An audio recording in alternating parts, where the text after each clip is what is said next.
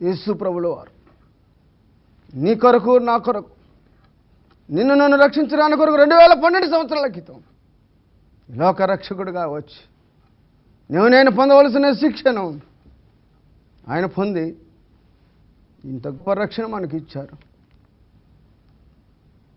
మనం ఉండవలసిన స్థానంలో నేను పాపం చేస్తే ఆయన బలి ధర్మశాస్త్రాన్ని నెరవేర్చడానికి కొరకు ఆయన ధర్మశాస్త్రానికి లోనే ఆయన మరి నెరవేర్చాడు.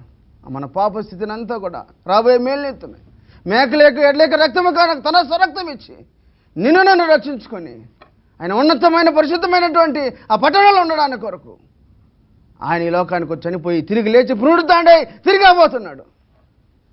అజయశీలుడైనటువంటి యేసు ప్రభుని, పునరుద్ధానుడైనటువంటి యేసు ప్రభుని నువ్వు నమ్మినట్లయితే గొప్ప సంతోషం. ఈ సంతోషం నీకు కావాలా?